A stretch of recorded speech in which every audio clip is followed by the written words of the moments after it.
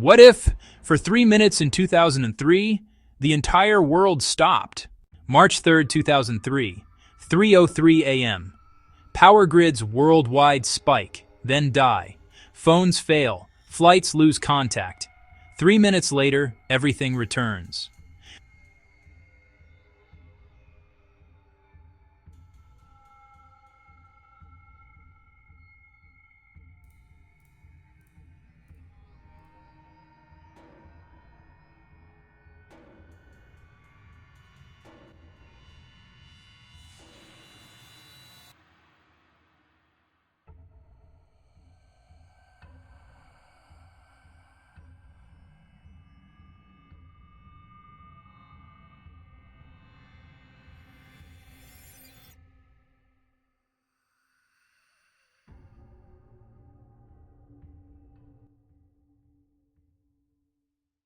In hospitals, monitors flatlined, but no patients died. This was the first, and perhaps most profound, anomaly we uncovered. Across dozens of medical facilities, a simultaneous 3-minute cessation of vital sign monitoring occurred.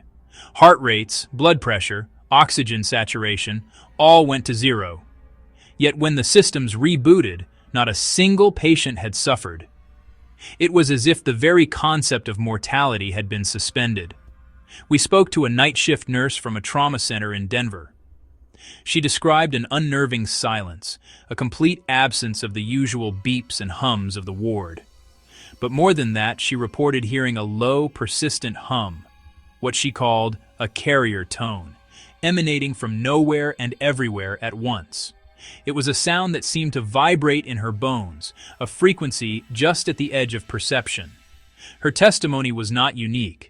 Similar accounts of this phantom tone emerged from witnesses in entirely different fields, in different parts of the world, all describing the same inexplicable auditory phenomenon during the missing minutes. A truck driver found pages of symbols he didn't remember writing. He was on a long-haul route through the Nevada desert, a journey he'd made 100 times. He remembers pulling over to rest his eyes, the last glance at his dashboard clock reading just after 3 a.m. The next thing he knew, it was 3:06 a.m., and the cab of his truck was cold. On his dashboard, a notebook he used for logging mileage was filled with page after page of intricate, geometric sigils. He had no memory of drawing them, no recollection of the 3 minutes that had passed. He described a feeling of profound dislocation, as if he'd been a passenger in his own body. This phenomenon, a form of automatic writing or data creation, wasn't isolated to him.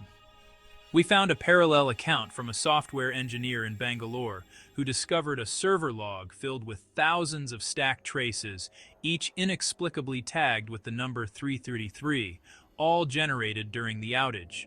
He couldn't explain the code's origin. It was efficient, alien, and written in a syntax that his own systems shouldn't have been able to produce. Across time zones, every clock read 3:03. From digital displays in Tokyo's transit hubs to analog heirlooms in Parisian apartments, time itself seemed to stutter. This wasn't a simple power outage.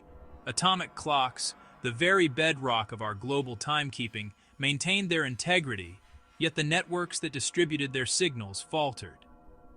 For 3 minutes, the world's pulse stopped, and every timepiece that relied on that pulse froze on the same moment. The witness accounts continued to surface, each one a strange and dissonant piece of the puzzle.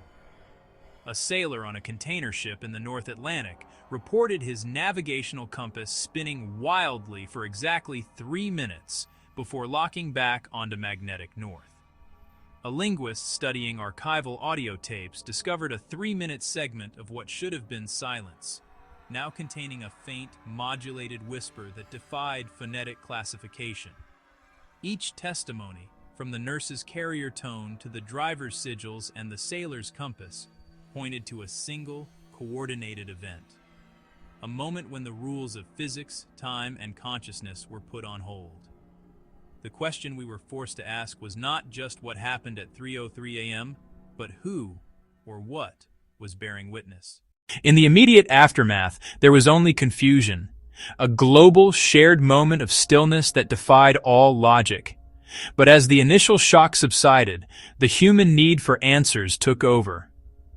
The digital noise of a billion panicked voices began to coalesce into something else: patterns, whispers, theories.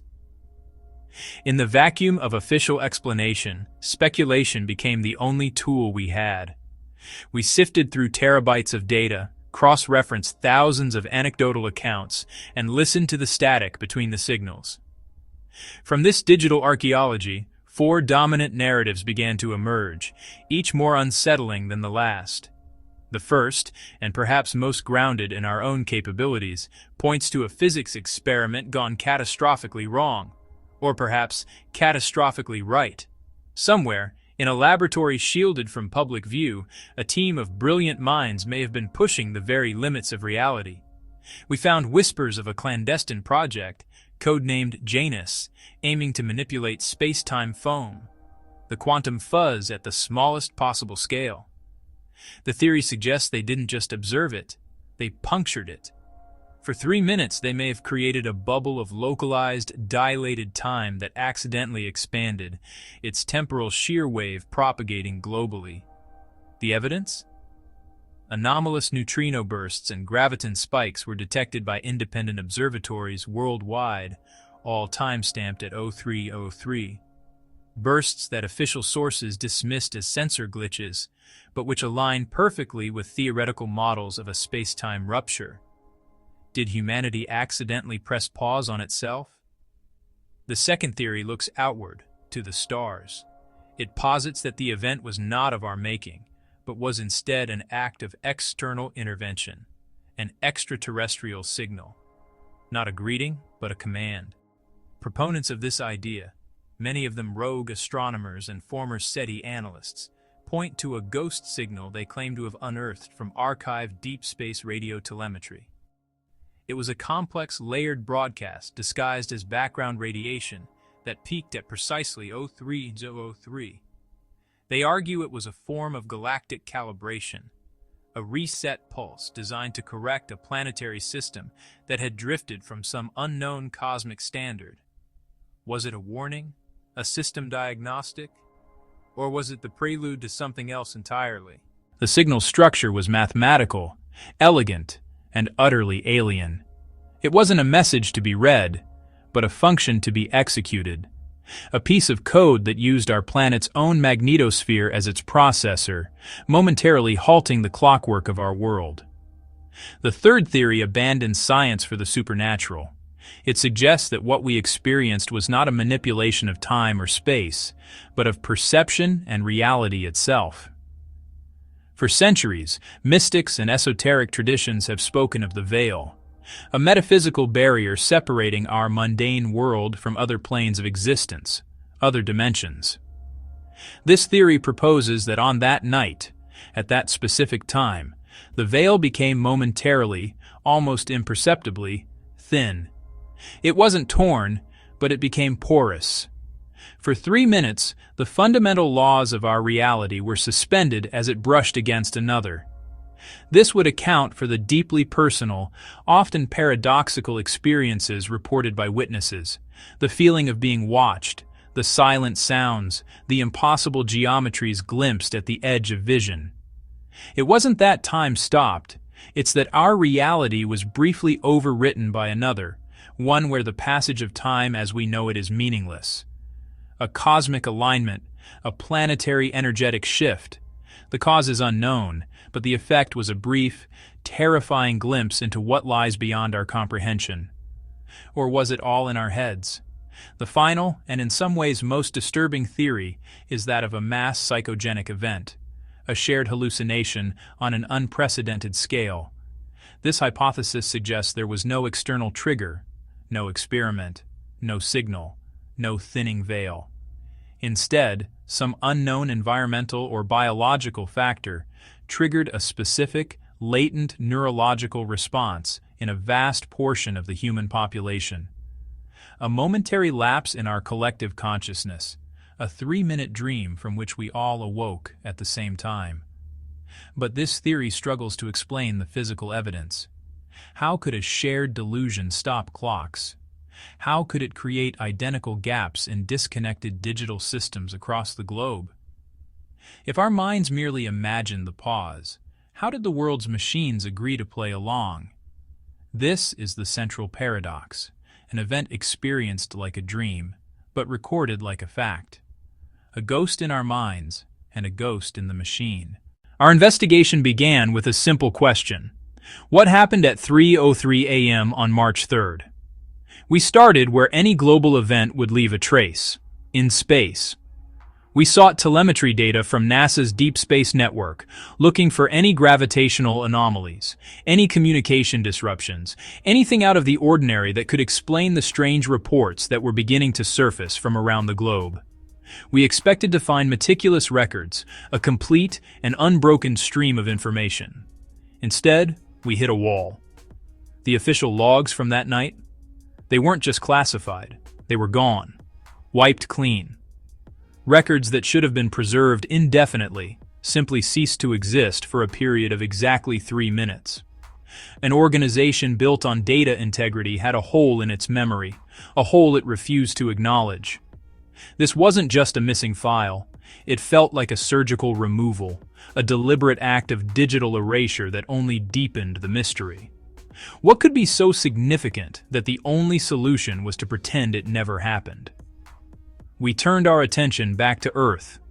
Multiple unofficial reports from amateur grid watchers pointed to a colossal, instantaneous power surge that night, one that defied conventional explanation. A phantom spike of electricity that should have overloaded circuits and triggered blackouts across entire continents. Yet when we filed official inquiries, the power companies presented a united front. Their official statement? No such event occurred. They deny the spike, claiming their systems showed nothing but normal, stable operations. Their data was clean, perhaps too clean. But in the digital world, evidence is harder to control. While official channels presented a story of normalcy, we accessed a distributed network of independent servers, academic institutions, private data archives, and hobbyist-run timekeepers. These systems, scattered across the globe and operating independently of one another, all told a different story. They weren't looking for power spikes or cosmic events. They were simply meant to record, to timestamp, to exist. And in their existence, they revealed the truth. Yet independent servers show a 3-minute gap in every data set. From 0303 sound to 0306 sound, there is nothing. Not a corrupted file, not an error message, but a void. A perfect 3-minute slice of time that was never recorded because, for these machines, it never happened.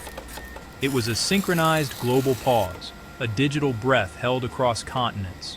The digital silence was echoed in the physical world. We found archived shipping logs, meteorological station records, and seismograph printouts. In every case, the data stream is perfect, right up until the moment it isn't. The pen hangs, the ink stops flowing. It's a conspiracy written not in secret documents, but in the empty spaces where those documents should be. The evidence isn't in what we found, but in what was so carefully and so completely taken away. 3 minutes missing. March 3rd, 3:03 a.m. 333. Coincidence or code?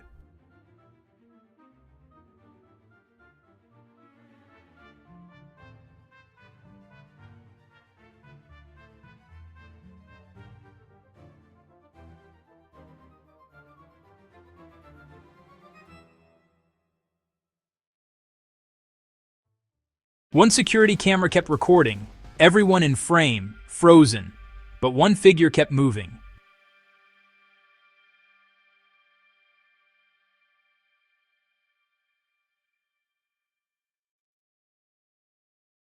If time stopped, who kept it running?